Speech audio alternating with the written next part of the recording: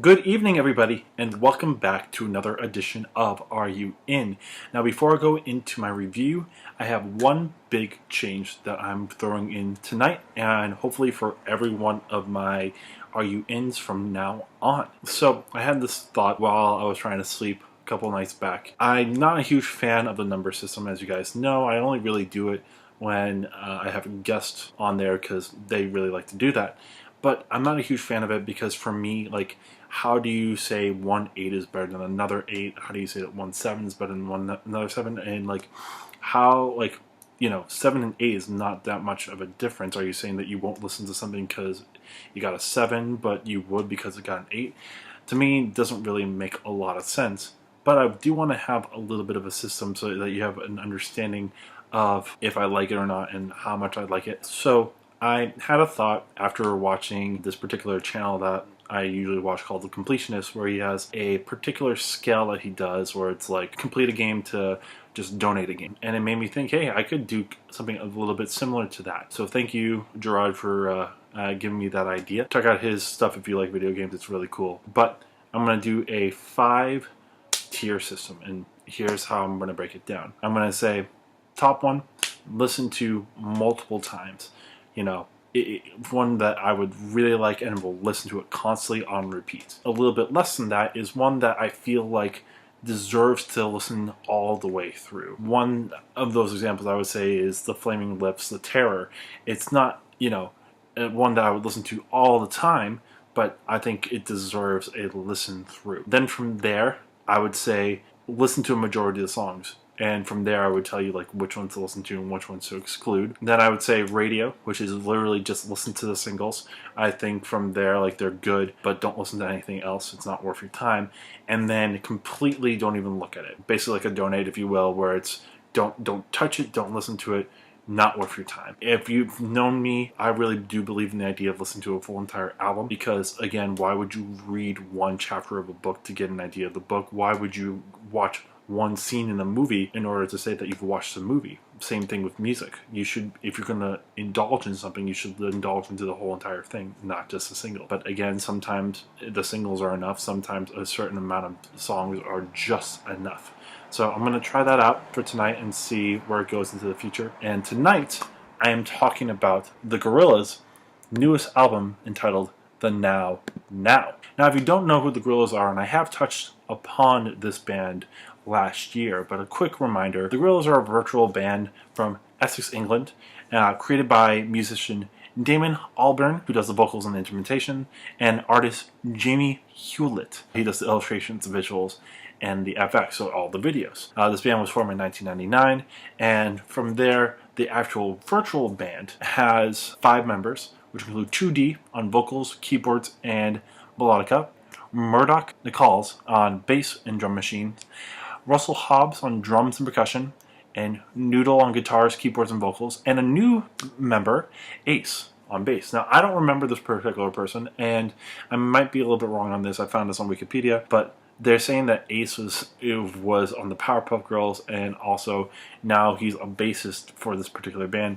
Not sure if that's true or not. I haven't really seen him in any of the music videos, but just to let you know. So this band has dabbled in a lot of different things, from hip hop to electronica, to pop to trip hop, and alt rock. They've had previous albums of Gorillaz in 2001, Demon Days in 2005, Plastic Beach in 2010, The Fall in 2010, and Humans in 2017. Now, my first dive into this band was, oddly enough, a little game on addictinggames.com for the music video 19-2000, one of their first singles, and it was literally just like you could drive around this set of the music video and the music was playing in the background, and I thought it was really, really weird, but really cool at the same time. I really liked the vibe of what was going on. And of course I listened to Clint Eastwood as well, but that was basically my only real dive into the band until Demon Days.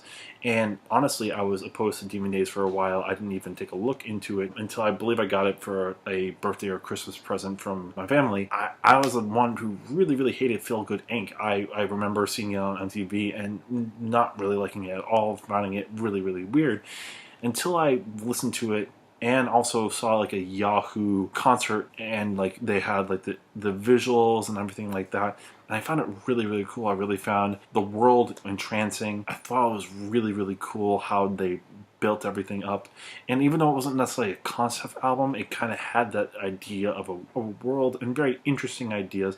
And the lyrics were interesting. It was kind of like its own world where everything was followed by its rules. And like the lyrics applied, like there was a lot of really weird out of their lyrics, more in terms of the raps, in terms of some of the other things. And it was just like a really, really cool album. I remember listening to Plastic Beach, liking it, though not as much. I didn't think the world was as interesting. I didn't listen to The Fall, but if you saw my video last year with Josh, I've listened to Humans, and I really, really, really liked it. Definitely an album that you should listen to at least once. I would definitely listen to it on repeat. Again, it was another one where the world was interesting, the collabs were good, the music flowed into each song very well, which made for a very interesting and very entertaining album. I thought it ended a little bit weird, but those bonus songs made it much more of a grandiose thing. And it was, I believe, my number 6 album from last year.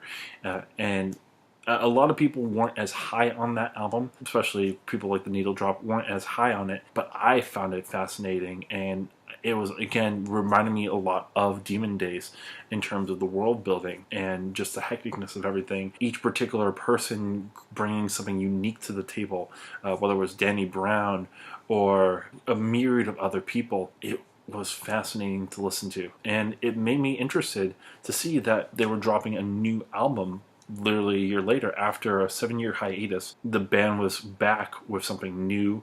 I heard some of the singles, and I really, really like Humility, but it was interesting to see that there, as I was going through the set list, that there wasn't a lot of collabs on there, something that has made a lot of their good albums really good. So I was curious to see what was going to happen. So dived into it a couple of different times, and what I think of it is definitely different. Definitely much different vibe compared to Humans, compared to Demon Days. It's much more mellow. And like I said, there's not as many collabs, so it's more of a Damon Albarn feature.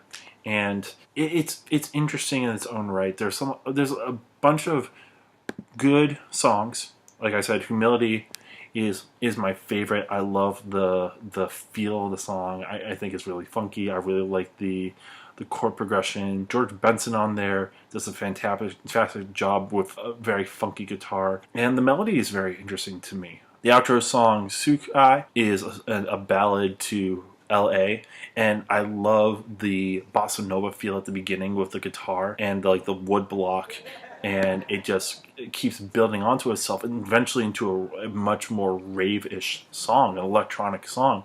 And like it kind of comes out of nowhere at parts where it doesn't feel like it's going to go there, but it works so well. I think it's an awesome closing song. Song like Kansas, where it has a funky beat, and what I really love about it is this chorus section is split into 32 beats, but how it's split into themselves is sections of 10, 8, 6, and 8, and it makes for this interesting idea, while Damon Albarn has a melody that's going on the offbeat. So this give and take is really cool. I also like the G, A minor, C minor, G chord progression in the chorus. It's something that you don't usually see, so I think that's really, really cool. A song like Lake Zurich is the only real instrumental on there, electronic one that builds a lot, has some really cool chord progressions that like don't necessarily repeat themselves, which makes you have to listen to the whole entire 4-ish minute song, and it keeps building, adding new parts, adding new layers to it. It's another standout one to me.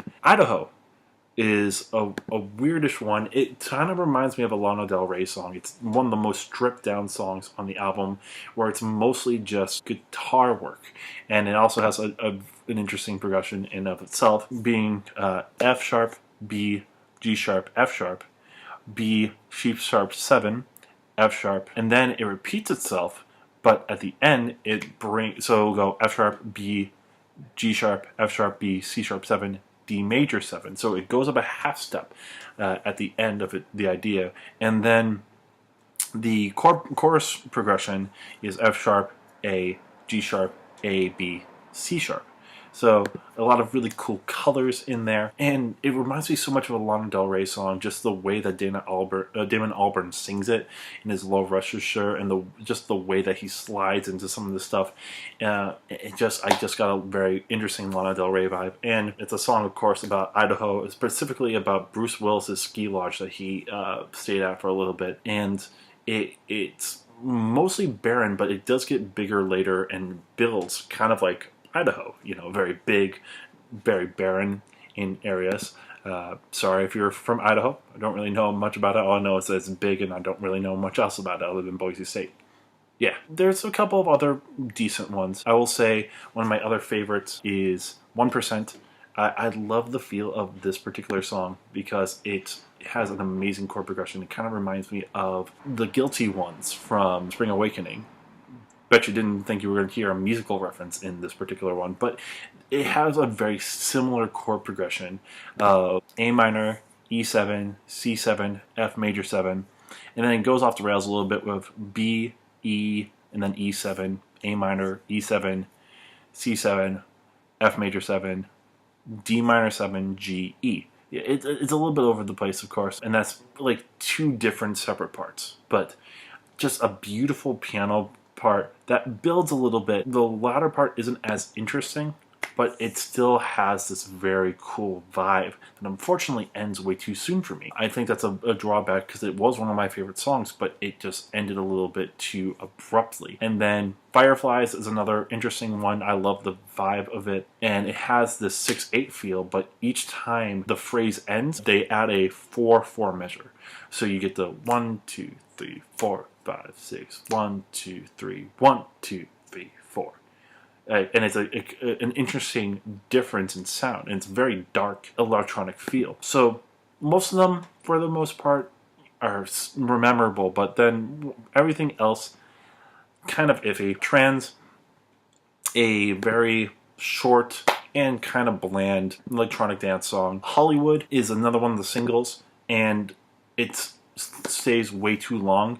It does have two people who have originally collabed with the Gorillaz, which are Jamie Principe and Snoop Dogg. So Jamie Principe was on Sex Murder Party from the previous album, and Snoop Dogg was on Welcome to the World of Plastic Beach from Plastic Beach. And this is where a collab is good, and I think it saves a song, because without the Snoop Dogg collab, I feel like this song wouldn't have worked. It barely works. I think it still is a little bit too long. I still feel like it doesn't build enough, though when the Snoop Dogg part comes in, it adds another little line that makes it a little bit more interesting. But the chorus is bland to me. Most of the song is kind of bland. It just doesn't build enough. Then you get a song like Magic City, which I think is the worst song on the album. I think it has some interesting music, but I feel like the lyrics themselves and the melody, it doesn't make it work. So I would say that's the worst song on the album, and that's my biggest issue of a lot of this, is that there's a lot of interesting songs. It's very chill, it's very lo-fi. There's a lot of interesting dance songs on there as well, but this album feels like 11 songs rather than a world itself. And maybe that's what Albarn was going for, but without the collabs, without the world itself, for me, it makes it a different album, and it makes it not as good of an album. I enjoy a decent amount of it. I just feel like it feels like separated parts, and it feels weird because without the collabs, without this world building, a lot of the lyrics feel weird and feel random just to be random. Like on Trans, like on 1%, like on Sorcerers, like on Lake Zurich, which has a couple of lines. And there's a lot of really cool ideas, even on Sorcerers. I forgot to say about this 6/4 feel, and the way that the melody and the lyrics come in. It's very interesting. It kind of like give and takes with the 6/4 feel. So there's a lot of interesting musical ideas, but I feel like the world itself isn't as interesting. The lyrics aren't as interesting, and then from there, if you don't like the music, then it's going to be a problem. Like on some of the songs, it just doesn't gel enough for me. So it's a good album. I definitely would say listen to it through once. I like almost all the songs except for Hollywood, Sorcerers, give or take, and Magic City, give or take, Trans, give or take. But everything else is solid, and it has a lot of interesting ideas on there. It's just, if you are more into the world building sense, you're not going to find it here. If you're looking for the collabs, you're not going to find it here. There's literally only 2 songs that have collabs, and it's 2 of the first 3 songs. But solid, different sound. Check it out. So that's my time. So like I said, I would listen to it once, and that's basically it. So that's my time. Of course, if you like this, please do a couple different things. Like the video, comment on what you think about this album or other albums that you would like me to review. Also, let me know if you like this system. I think it will work out in the future and make, some demarcation lines, and it will help me also with my top 50 list. So I think it will work. Share this with your friends. Subscribe to my channel if you haven't. I've been doing a lot of good stuff, and I hope that you have been watching. And you haven't subscribed, definitely do so. It lets me know that you enjoy what I do and want to see more of what I'm doing. And honestly, just keep watching my videos. So I finally have one of these on Sunday, ending the week nicely. And come Wednesday, I'll be out with part 6 of the Digging Through Discography. Though I may or may not decide to start doing 2 Are You Ins during the week, because there's so many of them that I want to do that I haven't got to yet, and I have been piling up with these. So expect maybe 4 videos soon. But until then, I'll see you in the next video. Peace.